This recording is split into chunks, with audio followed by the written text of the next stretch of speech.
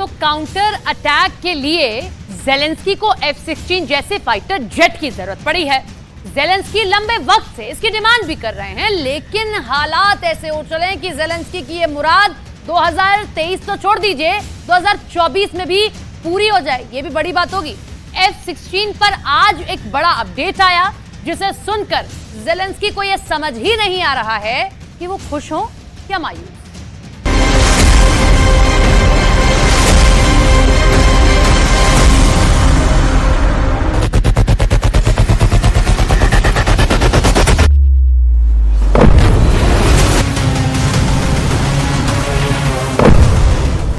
Ukraine युद्ध के मैदान में अगर किसी हथियार की चर्चा सबसे ज्यादा हुई है तो वो है F-16।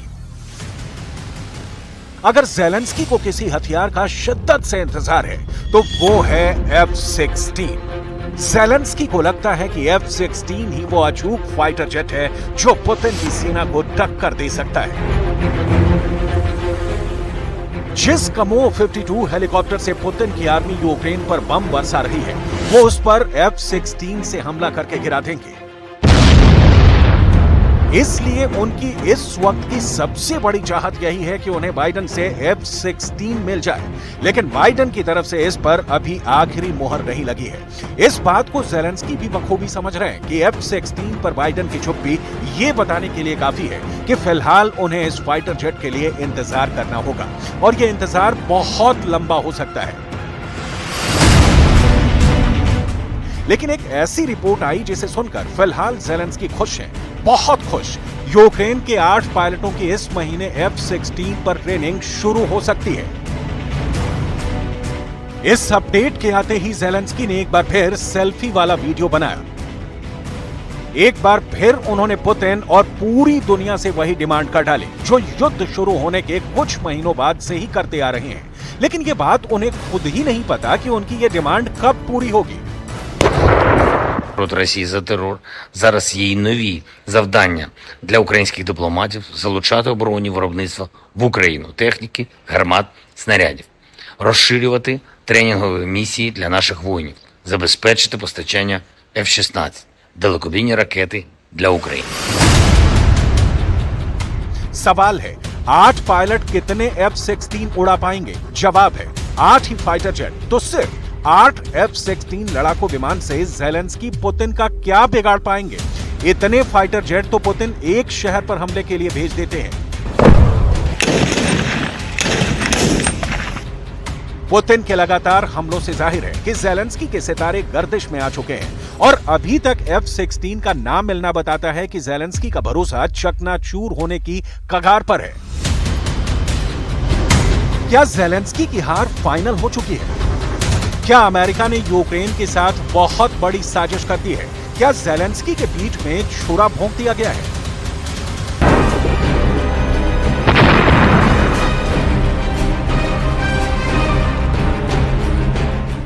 जुलाई में ज़ेलेंस्की को जो झटके लगे थे वो अगस्त में भी जारी है, और नाटो से खरी खरी सुनने के बाद ज़ेलेंस्की के लिए अमेरिका से बहुत बड़ी बैड न्यूज आई है। खबर ऐसी है कि जिस F-16 का वादा अमेरिका ने मई 2023 में किया, वो फाइटर जेट अब ज़ेलेंस्की को 2024 में मिलने के आसार लग रहे हैं। यानी ज़ेलेंस्की के पायलट इस जहाज से पुतिन पर हमला 2024 में ही कर पाएंगे। ये जानकर ज़ेलेंस्की के होश उड़ गए हैं। ज़ेलेंस्की को बाइडेन का वादा नजर आ रहा है जो अब खोखला साबित होता दिख रहा है।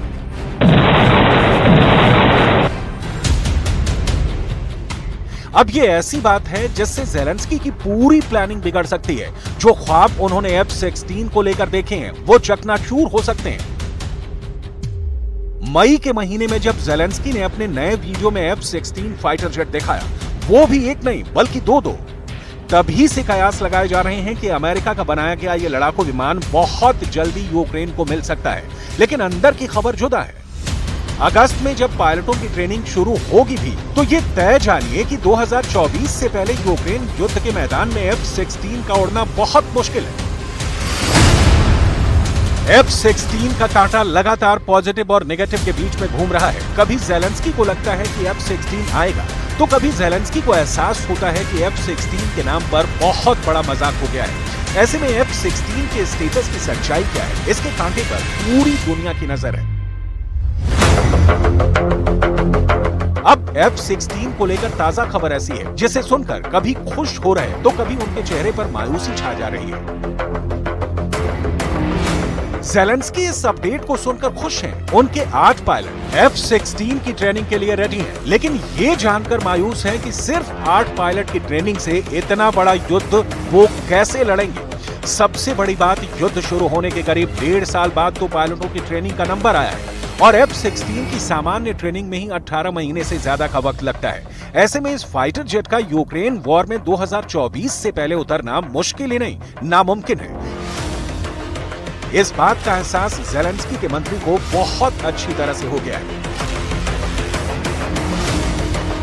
यूक्रेन के विदेश मंत्री दिमित्री कुलेबा हाल ही में कह चुके हैं कि यूक्रेन के आसमान में F-16 2024 के मार्च तक ही नजर आएगा। साथ ही दिमित्री कुलेबा को यह भी पता है कि सिर्फ F-16 से काम नहीं चलेगा।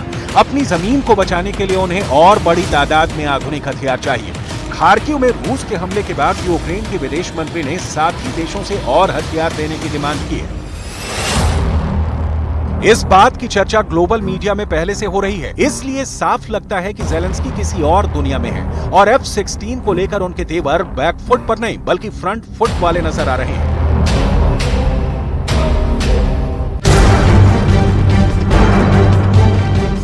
अब ऐसा क्यों है कि दुनिया का बहुत ही शानदार फाइटर जेट जो अमेरिका की कॉम्बैट एविएशन की इज्जत माना जाता है, उसे हासिल करने के लिए जेलेंस्की को पापड़ बेलने पड़ रहे हैं। क्यों जेलेंस्की के लिए F-16 एक ऐसा हथियार साबित हो रहा है जिसके नाम बड़े और दर्शन छोटे साबित हो रहे हैं?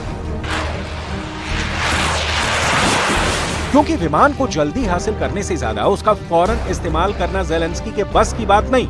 ऐसा क्यों है, इसे समझना जेलेंस्की के लिए भी बहुत जरूरी है, क्योंकि बड़ी बड़ी बातों से युद्ध नहीं जीते जाते। जंग में प्रैक्टिकल होना बहुत जरूरी है। इसलिए लड़ाकू विमान सप्लाई करने के ऐलान से लेकर उसे उड़ाने और दुश्मन को मार गिराने वाली दिक्कतों के बारे में जान लीजिए जो इस वक्त यूक्रेन के साथ है। F-16 पर ट्रेनिंग के लिए यूक्रेन के फाइटर पायलट को 18 महीने का वक्त लग सकता है। बेसिक ट्रेनिंग में भी 6 महीने लग जाते हैं। F-16 के रख रखाव के लिए यूक्रेन की एयरफोर्स को 5 से 6 महीने की ट्रेनिंग चाहिए।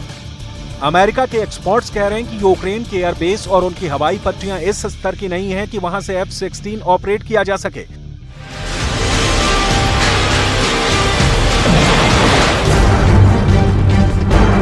जेलेंस्की F-16 के लिए लंबे वक्त से जद्दोजहद कर रहे हैं। इसके लिए वो यूरोप की हर बड़ी कैपिटल का दौरा कर चुके हैं, अमेरिका के नेताओं से कई बार मुलाकात कर चुके हैं। इसलिए देर सवेर उन्हें ये फाइटर जेट मिल ही जाएगा। लेकिन सवाल है कि तब तक वो क्या करेंगे?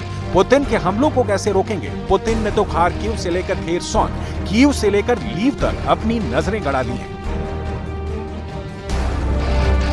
इस वक्त नाटो के 11 देश यूक्रेन को F-16 वाली मदद पहुंचाने का हिस्सा है। कोई ट्रेनिंग दे रहा है, कोई स्पेयर पार्ट्स दे रहा है, तो कोई पश्चिमी तकनीक समझने के लिए अंग्रेजी सिखा रहा है। इनमें ब्रिटेन, डेनमार्क, द नीदरलैंड्स और रोमानिया शामिल हैं, जहां यूक्रेन के पायलट ट्रेनिंग हासिल करेंगे।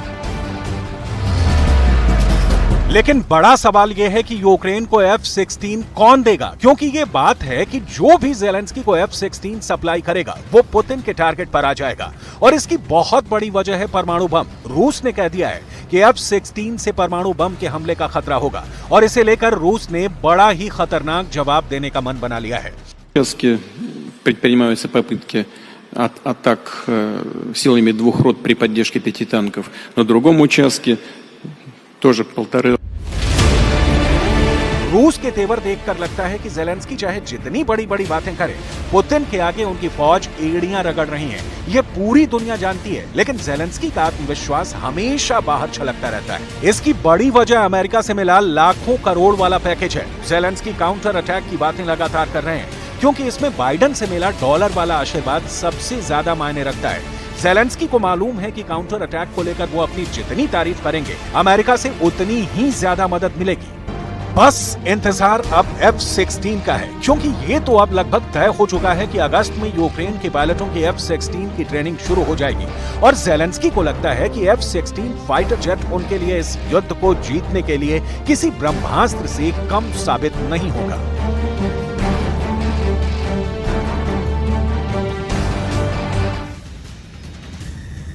इधर हैरानी की बात है कि ज़ेलेंस्की अब भी रट लगाए हुए हैं कि यूक्रेन की सेना कमजोर साबित नहीं हुई।